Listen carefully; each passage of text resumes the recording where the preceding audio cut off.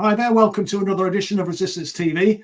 Now then, the political class are becoming increasingly authoritarian, and that's, as I'm sure many of our viewers will have seen, been manifesting itself with the police clamping down on solidarity, in particular with Palestine. So I'm going to start tonight's show by reciting Pastor Martin Niemöller's poem, First They Came.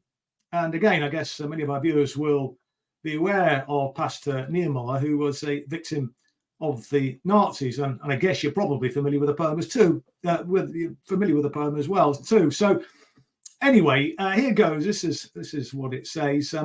First they came for the communists, and I didn't speak out because I wasn't a communist. Then they came for the socialists, and I didn't speak out because I wasn't a socialist. Then they came for the trade unionists, and I didn't speak out because I wasn't a trade unionist. Then they came for the Jews, and I didn't speak out because I wasn't a Jew. Then they came for me, and there was no one left to speak out for me. So the reason I recited that poem is because Communist Party members have been among the first to be targeted by this clampdown, which has been instigated by Zionist extremists and their apologists in Parliament. I mean, and, you know, around half the Parliamentary Labour Party are members of the so-called Labour Friends of Israel, and it's around 80% of Tory MPs who are in the equivalent Conservative Friends of Israel. So, you know, the Zionists have really cornered the market, as it were, in terms of support in Westminster. Anyway, I'm pleased to welcome onto the show this evening Ranjit Brar to talk about this. And I guess a lot of people will know about Ranjit, but I mean, Ranjit is a consultant vascular and endovascular surgeon and a prominent member of the Communist Party. Welcome to the show, Ranjit. How are you? Chris, thanks so much for having me. I'm absolutely fine. Thank you. And it's great to be with you. Great. Well, I'm pleased you've been able to join us this evening, because I know you're incredibly busy. But I just want to start, Ranjit, if it's okay, because I mean, you know, you've been arrested on two separate occasions where you've been involved in the rallies and marches in support of Palestine. And just before we get into the discussion now, we've got a video that was taken by someone of the last time you were arrested, which I think was around 10 days ago. So we'll just play that first, and then we'll get into your reaction, and if you could give us some background about, you know, why you were arrested on those two separate occasions. Why are you arresting him? Why are you arresting him? Why are you arresting him? Why are you arresting him? Why are you arresting him? Why are you arresting him? Why are you arresting him? Why are you arresting him? That really fucking hurts, man. Yes. I'm in pain. I'm really fucking He's in pain. Why are you arresting him? Why are you arresting him? No reason. Why are you arresting him? Oh fuck, that really hurts. He's got two kids with him. He's got two young kids with him. Ah fuck, please take them off. Ah, my shoulder. He's got two kids with him, guys. Why are you arresting him? What are you doing? This is fascism. Shame on you. This is fascism. Shame on you. What are you doing? He's got two kids out there. What are you doing? My baby boy's on the street. There's no one Yeah, looking after we'll me. sort that. But, My baby boy's on the sec, street. thanks. No one's looking after me. Why are you doing this? fascism. Fuck. My baby boy's on the street. Tom, you didn't take his kids with him. Both of them. Yeah, I'm sorry. Yeah. My right shoulder. Yes, please take them What off. are you My doing? baby boy's Why on are the you street. arresting him? He's got My baby two boy's on the kids. street. My baby boy is on the street. My child is on the street. I don't want him to run into the road. My 4-year-old baby is on the Yeah. street. Let's get in inside, okay? Bring my It's baby. 4 yeah. Bring my 4-year-old baby. We'll sort it, Ranjit. What do Don't you mean worry. you'll sort it out? It's my child. Yeah. It's my 4-year-old fucking son. You. Shame on you guys. What are you doing? What are you doing? What are you doing? What are you doing? What are you doing? Go home, you ashamed of yourselves at night. What are you doing? Shame on you. Fascism. Shame on you. Absolutely disgraceful. Shame on You you. are a disgrace to this country. Shame on you. Fought the fascists in the Second World War to stop this sort of behaviour. Fuck's You sake. are an absolute disgrace. Those images are really shocking, Ranjit, to watch, let alone be the victim of it. Just tell us about, obviously, that arrest and the previous arrest. I mean, and what in God's name is going on? It's kind of, well, it flabbergasted me. I mean, I've seen that video a few times, and it's shocking every time I look at it. Yeah, I feel a little bit emotional watching it, actually, Chris, remembering it. I actually hadn't seen that particular video and that particular image, but yeah, I was in physical pain. So this is, I was obviously particularly worried, and what really upset me was, I had attended a peaceful vigil, really, outside Hammersmith Police Station. And that's because the day before, that was Sunday, the 14th of January. The day before, Saturday, the 13th of January, there'd been another enormous and impressive demonstration in solidarity with the people of Palestine marching against the genocide in central London. And I'd attended that demonstration despite having previously been arrested on the 25th of November last year.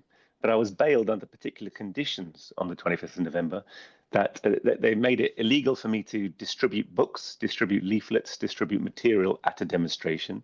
They made it illegal on my bail conditions to deviate from the route of march, and they made it illegal for me to, distribute the imagery of the far right, which I hadn't done in any way, but fine. I said, fine.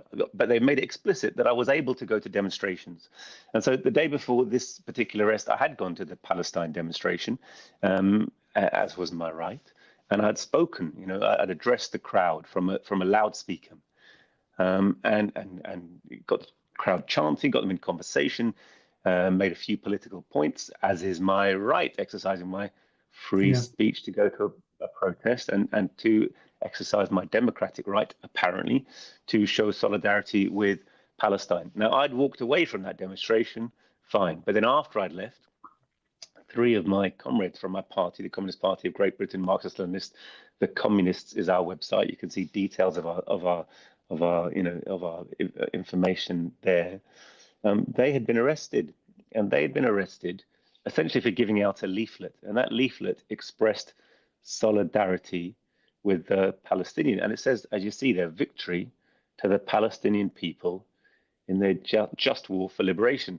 And it particularly says, we take this opportunity, this latest wave in what is a 100-long war, to reaffirm our solidarity with the Palestinian resistance. The Palestinian people, as an occupied people, have the right to resist. That right is enshrined in several UN resolutions. 1960, 1971 are the ones that spring to mind, in which they explicitly say people under occupation have the right to resist. And they particularly make reference to, at that time, the people of apartheid South Africa and the Palestinian people. So there's nothing unusual about that. But the police said that the language of that paragraph was essentially Hamas language. Now, it doesn't mention any particular group. The Palestinians have many different leadership groups, and it's been a feature. If you look at Piers Corbyn, sorry, if you look at Piers, Talk TV, Piers Morgan, of course. Yes, it's a slip of the mind. You look at Piers Morgan and his output. What they're absolutely very keen on doing is getting anyone who's sympathetic towards the Palestinian people onto the show and browbeating them, saying, "Do you condemn Hamas? Do you condemn Hamas? Do you condemn Hamas?" Now, this is an interesting strategy, because first of all, you'd think it's just a moral condemnation, and everyone says, "Look, I'm against violence. I oppose them." And what they're asking you to do is say that the Palestinian resistance is terrorist. But of course, if you don't do that, if you speak out for the right of the Palestinian people to resist, to exist, and therefore to resist what is a genocide happening against them, well, then they can actually start to put you into a position where they can indict you under the terrorism laws. And so what they did, I hadn't said that, okay? We hadn't discussed explicitly Hamas as an organization, but they say if they can say that you're guilty of supporting Hamas, they can imprison you for up to 14 years under the Terrorism Act 2000, Section 12, which is campaigning or asking for support for a proscribed organization under this law. So it's actually a very draconian and wide-ranging law that they can bring to bear. Now, as it happens, hadn't done any of those things, but that was the grounds on which they arrested my comrades. And on that time, when you're looking at me, I had gone the next day. So this is 1:30, the following day, when I'd gone to the police station to try and get those comrades out, to welcome them out, to encourage the police to release them. They obviously became that I was there, aware that I was there. And what we realize is they're using spotters on the street. So Zionist organizations are using spotters on the street to kind of collaborate with the police to orchestrate these arrests and this criminalization of the campaign. That it become very clear that a website called Harry's Place, that you may be aware of, which is an adjunct essentially of the Zionist movement in Britain and works hand in glove with the British state, had literally taken photos of the comrades who were giving out leaflets, photos of people who were manning the stall, had pinned that on Twitter, atted the Metropolitan Police, given a map where to find them, and orchestrated this campaign. And again, you can see the actual arrest of our comrades. There were literally 50 policemen who came round to arrest them, and they're going through our stall, going through our literature, and confiscating literature and arresting those comrades. Now, all of it, I think, will end up being spurious, and they won't be able to push it through. But this, to me, is acting hand in glove with what has been Suella Braverman and subsequently, David Cameron and Rishi Sunak and others, avowed wish to criminalize the Palestine solidarity movement, to put pressure on the police to say you are given unfair policing, lenient policing, you've got to crack down harder on them. And it's clearly been an orchestrated campaign to do that, of which I feel myself to be really quite an innocent victim, because there's been no sense of fracas, there's been no sense of disorder. Literally, I have expressed solidarity with Palestine on these marches, and I can only assume that our organization's been targeted either for its effectiveness or because it's literally been singled out by the Zionist organizations who work with the police, and they have tried to finger us for arrest. Yeah. I mean, it's not illegal to support the Palestinian resistance. And as you quite rightly point out, Ranjit, the Palestinian resistance isn't just Hamas.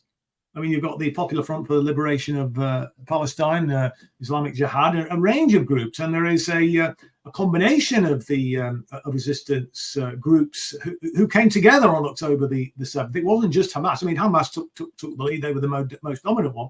But it's completely wrong to say that it is only Hamas that has been involved in that prison breakout on October the 7th. But just tell us a little bit as well, if you could, Ranjit, about the arrest on, I'm not quite sure what the date was, but the first arrest where you had again, that's on video, people might be able to Google it, but you had a long discussion with the police officer, but they still arrested you. And this was because you were selling a particular book, wasn't it?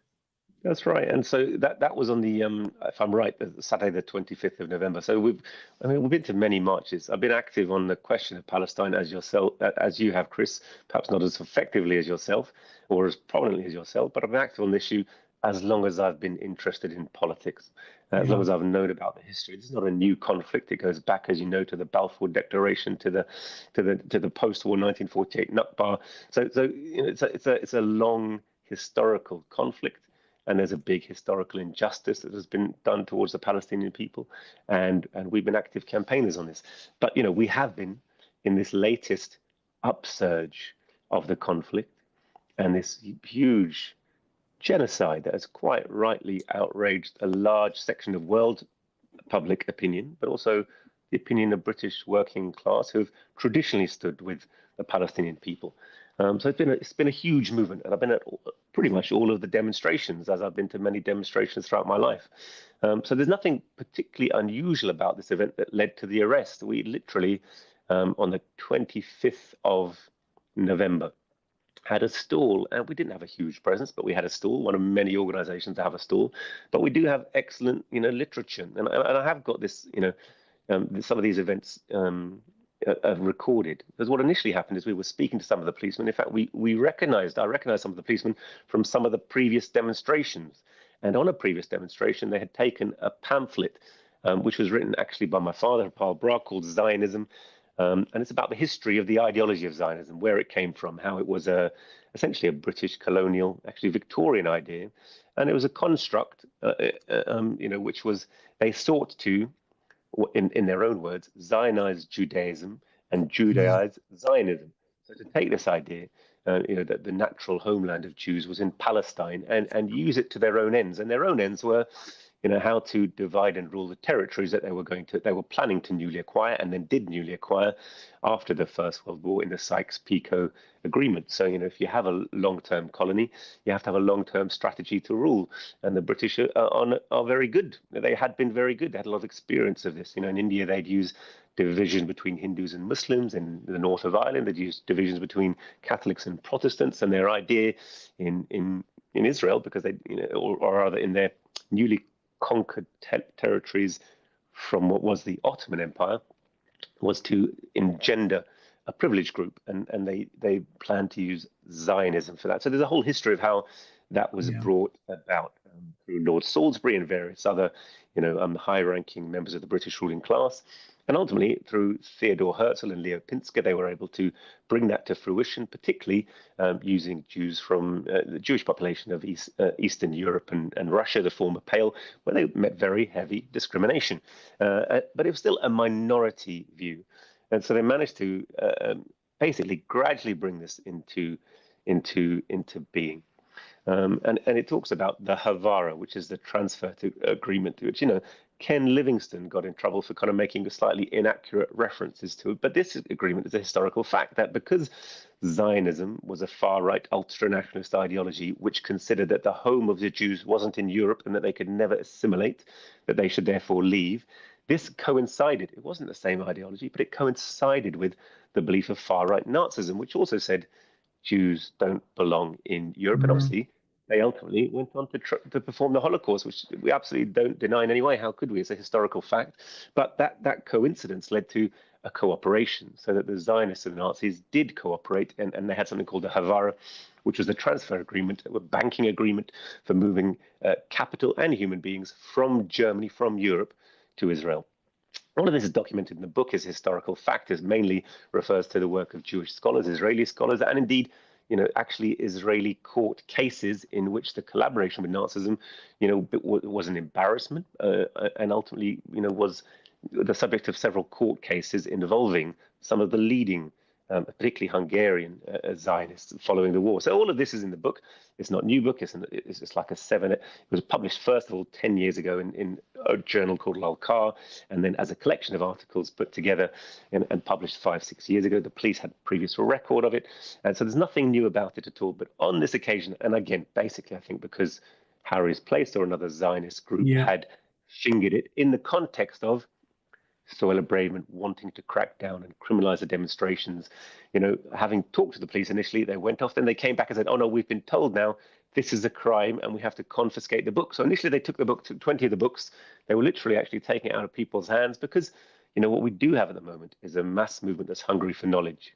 Yes. And they're aware of the superficial and open natures of the crimes that's being committed by the state of Israel against the Palestinian people. This is very evident, and I think this, in a sense, the social media generation has kind of blasted a hole in the mainstream media to allow workers of the West to experience that. But what they don't know about is the history. How do we come to that point?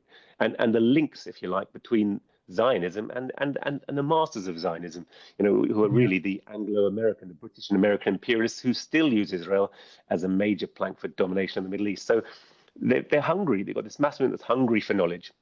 And I think perhaps for that reason, the Zionists have picked us out as a dangerous group. We're by no means the only place you can get knowledge from, but we do have, and we pride ourselves on excellent analysis and truthful, factual, historical analysis. Your poem that you cite, first they came for the communists, and it really reminds me of Goebbels. You'll probably be aware of Goebbels as the propaganda minister of Germany. He said, he's a person who said, if you tell a big lie often enough, the people will believe it. But what he also said, in the same article, was that the truth is the enemy of the lie. And by extension, the truth is the enemy of the state. Now, of course, that only holds good so long as the state rests upon lies and misinformation. But when the state does rest upon lies and misinformation, what they fear most of all is people who give really an accurate picture and expose their narrative. The narrative is all important at the moment to Western imperialism in their adventures and wars, which is why, of course, they always pretend in this current conflict that everything began on October 7th. There was no conflict before October 7th. Hamas launched the war and they're the terrorists, and this is the Israel-Hamas war, and they want you to forget history. So giving a historical context is something they're frightened about, and I think that's why they fear communists, come for the communists first. Just, actually, not for being communists in and of themselves, but for having clear vision, giving clear information. And it's that information connecting with the mass movement so that they become aware of, wider problems. Why are we poor in our country when there's so much wealth? All of these problems are very much connected. And I think it's for this reason they're clamping down. So once they'd taken the booklet, they went away. And literally half an hour later, they came back and said, we've got further instructions now. Now it is a crime and we have to arrest you. So again, they went from just having a stall to confiscating books to then arresting us for, and in like half an hour interval. So clearly there were politically orchestrated, decisions which had already being made behind the scene. And I felt quite sorry for the police as kind of quite low level,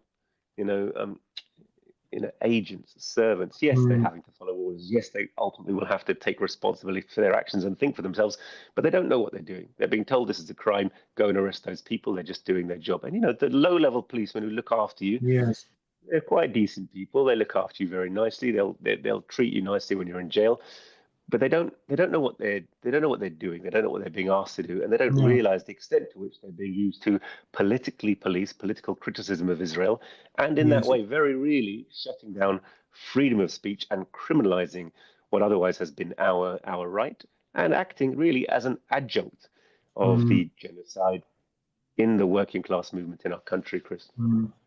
I mean, interesting you say that, actually, because I've had a few conversations myself with police at local demonstrations, because these demonstrations in support of Palestine are not just confined to London and the big cities. I mean, many smaller cities and indeed towns, even villages, are expressing their solidarity and revulsion and horror at what the Zionist entity has been doing in Gaza and indeed in the West Bank. Let's not forget the pogroms that they are engaged in the terror regime and terror campaigns that they are waging in the occupied West Bank. And it's, they're just obeying orders, these guys. I mean, and, they, when I've challenged them, they say, well, this is what we've, well, a bit like what you experienced, really, well, this is what we've been told. And I've subsequently, taken it up with various chief constables with not a huge amount of success, but at least it's a shot across the bow. It's also interesting as well what you say, Ranjit, about them confiscating books and just the kind of imagery of that, really. And you quoted Goebbels, and of course the Nazis are infamous, of course, the great book burning exercise. And it's this kind of seems to be a sort of parallel there. And another thing which came to mind when you was talking about Goebbels and telling the big lie, as it were, and so on. I'm just reminded of what Julian Assange said. And of course, let's remember, poor Julian still languishing in a high security Belmarsh prison for basically exposing US war crimes. And obviously that's the main reason. But I mean, he was doing a lot more than that, exposing the abuse of corporate and state power. But it's an absolute outrage. But of course, one of the things he said before he was incarcerated is that all wars are started by lies. And if war can be started by lies, peace can be started by truth, he was saying. So your point about truth is absolutely crucial. And truth tellers are targeted. It's quite an astonishing and chilling state of affairs that truth tellers, Julian being the most prominent amongst them, but, you are another truth teller, Ranjit, who's been targeted, and your comrades in the Communist Party have been targeted for exposing the truth, as it were, and trying to sort of close you down, but also I think to send a message to intimidate and frighten others who might be considering following in your footsteps. I don't think it's working, mine, because the turnouts are sort of increasing all the time in these demonstrations. Because people are just not going to wear, I think, a genocide happening on their TV screens before our very eyes. But just in terms of the arrest, Ranjit, I think you did briefly mention it, but I think you said it was the terrorist legislation that they are the origin. Just say a little bit about that, will you? I mean, what offences are they claiming that you have committed? Have you been charged, and have they, are you expecting to have to appear in court? Thanks, Chris. Well, look, thanks for your generous words. I would in no way compare myself to Julian Assange because he's just a far more effective. People have understood his cause, and he's really, really being persecuted. But it is this. But you're right. It is the same phenomenon, actually. And he's not alone. You also, Chris. We must say you're also been a great truth teller. Someone who wanted to call out the lies told. Trying to criminalize yourself, trying to get rid of Jeremy Corbyn from the leadership of the Labour Party, trying to rob this country of what they definitely wanted, which was a government of your administration, a left-wing Labour government, and it was the Labour Party machine in cooperation with the state that cracked down on you and said that is not possible. And that reminded me very much of, I'm someone who has thought for a long time the Labour Party is not capable of bringing socialism to Britain, and I totally understand you worked inside the Labour Party and thought it was, and but to me, the experience of seeing the Labour Party machine so overtly collaborate with the state to get rid of its own government, and why, and it showed to me again what I had thought was the case, and perhaps didn't seem like it was to you working from the inside of the Labour Party, which is that really the Labour Party had been suborned as part of the state apparatus. And what the bourgeoisie, what the capitalists are not prepared to do is compromise in any way on their financial interests. Britain, as a kind of old imperial power, has amassed so much wealth. We forget it sometimes, just as working people when we're not wealthy.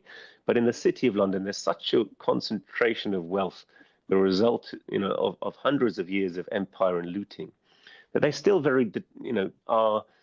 are dependent on export of capital, on the profits they make from investing that all abroad and exploiting workers all over the broad. That's what brings in their bacon, if you like. And Karl Marx very famously said that nowadays atheism itself is a minor sin compared to the criticism of existing property relations. He said the English church would more readily pardon an attack on 38 of its 39th articles than on 1/39 of its income. And I think this is the vindictive heart of the matter, that the real establishment, the Tory party, the City of London, the state, and actually I think that the leadership, the right-wing leadership of the Labour Party as well, are all in collaboration in protecting the interests of finance capital. It's that makes them very vindictive against you, against Jeremy Corbyn, against Julian Assange, and in a minor way against me and my comrades as well. But in terms of the terrorist legislation, sorry to come back to your actual question, it was just thinking in response to your words and your thoughts. But in terms of the terrorism legislation, so what they've actually said is this is Section 12 of the Terrorism Act 2000, which is giving support or propaganda to support a proscribed organization. So they list lists of organizations. I guess it's incumbent upon us all to keep up to date with those organizations and to be very careful about our wording in order to carry on our work and avoid being liable to those charges. But myself, of course, they were totally unable to prove this. One, because I was actually released first of all on bail conditions, saying I couldn't give out information at a demonstration. So I, by definition, didn't give out the leaflet that they were concerned about, and they were unable to prove that I did because I hadn't. But secondly, my comrades also gave out a leaflet which in no way makes any reference to Hamas, but it supports the right of the Palestinian people to resist, which is enshrined in international law and UN resolutions. So again, they don't really have a leg to stand on, but clearly they're seeking to. And I know that, for example, Tony Greenstein, who's a member of Brighton PSC, I understand, and I understand again is a man of Jewish origin, has put out some kind of tweet, and I've seen the tweet. I don't know if it's true, but it apparently says, "I support Hamas." Now you can see why someone would say that when everyone is being asked to conflate Palestinian people with one particular organization, which our government has in advance labeled terrorist and made and outlawed, although it is, the democratically elected government of the people of Gaza since 2006. but then if you, and that's part of the Israeli strategy also, to divide the West Bank from the Gaza Strip, to sow discord amongst the PLO so that they could face the disunited opposition. That's been part of their strategy, which is to an extent has worked. But irrespective of all that history, we're being asked to buy into that narrative. So I understand why Tony Greenstein said, well, not me, Tony Greenstein said he supported Hamas. So I understand that, but that makes you liable to prosecution under these laws. So we have to be box clever and not fall not put ourselves in that position. Personally, I didn't put myself in that position, but I was still targeted. So this is political policing.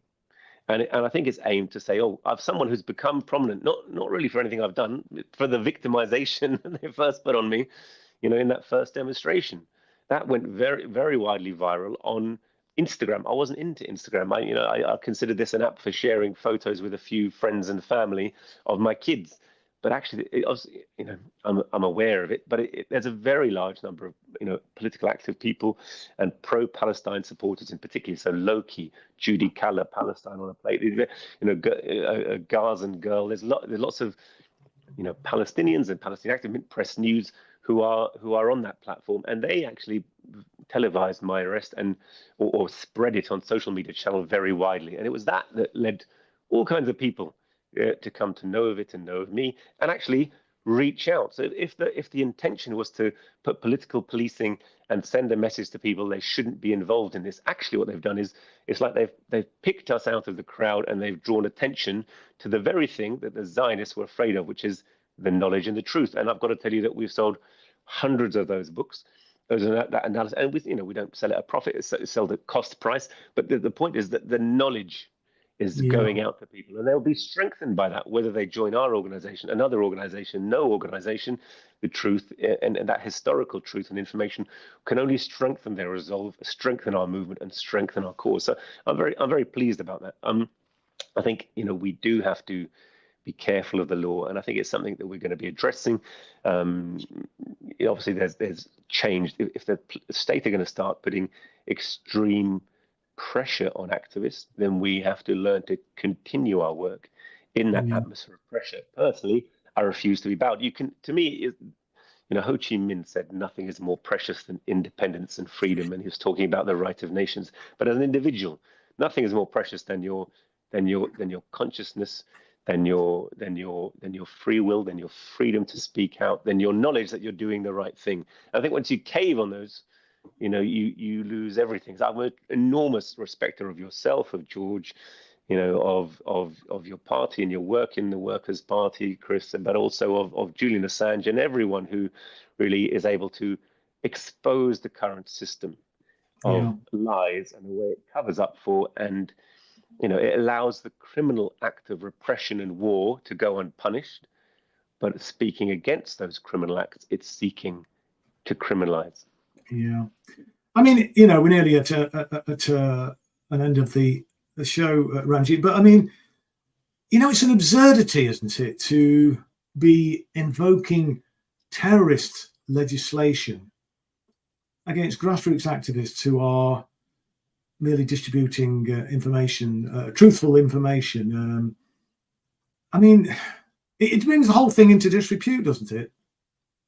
I think it does. I think it shows the fragility. It's a sign of their weakness, not strength. I think when British imperialism was strong enough that it can allow you to have whatever. Oh, you can be a communist. There can be a million varieties of communism. We're not bothered because no one really believes it.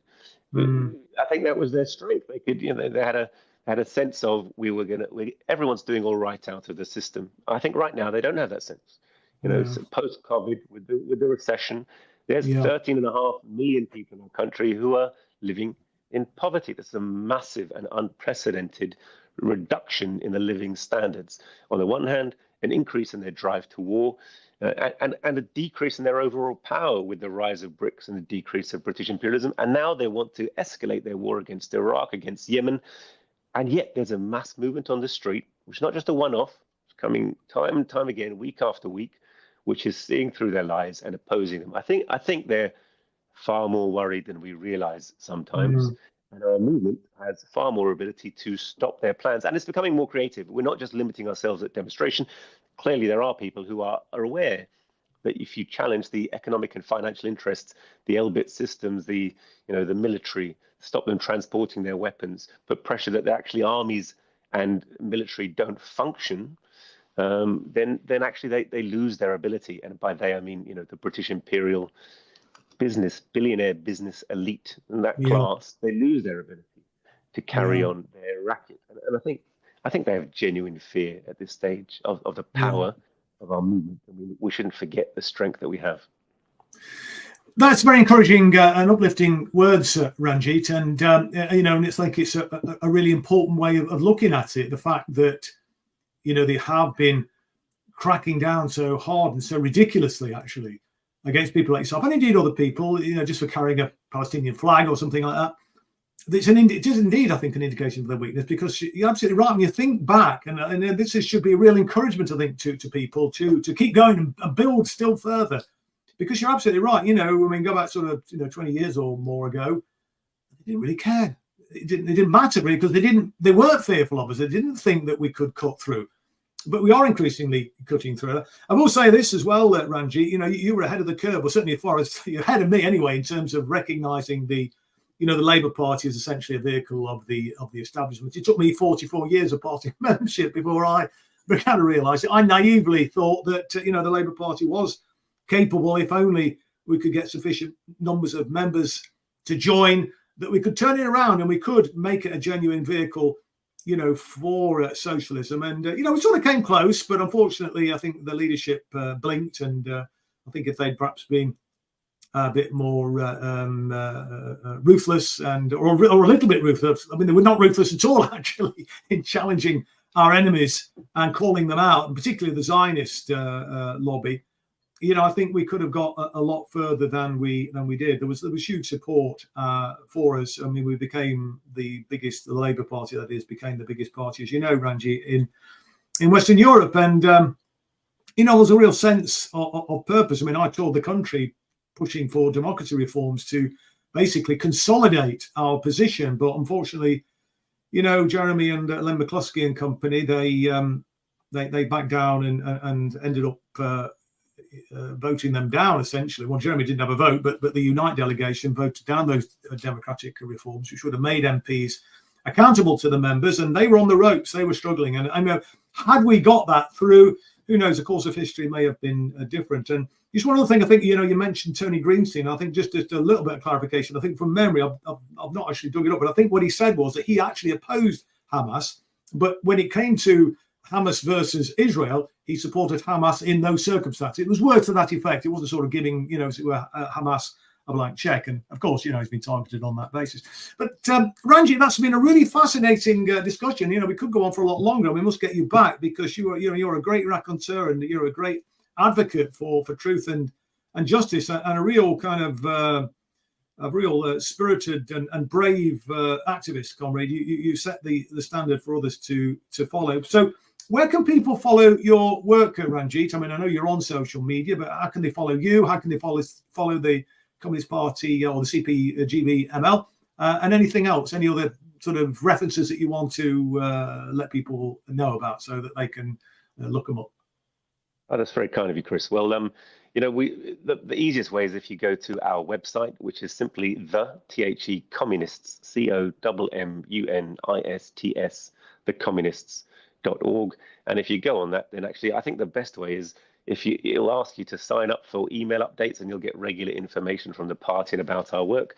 We're having a meeting this Saturday in Saklatwala Hall, which is our hall in West London, actually on the Labour Party, and a book that we've published on the Labour Party and its history, about its early days, its formation, and actually sometimes we forget the litany of crimes that the Labour Party has been involved in. And it's very interesting sometimes to look at the history that we think we know and put it all together in context. I'll be introducing that book, though again it's not written by me, but that'll be a fantastic meeting. So basically, if you go to the Communists, sign up for we have Twitter and various things. You'll be able to find us, but via the website is the easiest way, Chris. And of course, hopefully, right now the worst thing is my final bail conditions are I am currently not allowed to attend any demonstration in any way, planned, unplanned.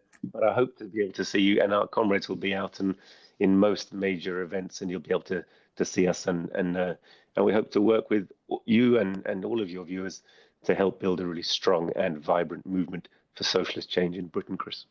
Absolutely. Well, look, unity is strength, and we absolutely have to collaborate and work together. Just one final thing, Ranjit. How can people follow you personally? Because I think you yourself, I mean, you referred to the CPGB.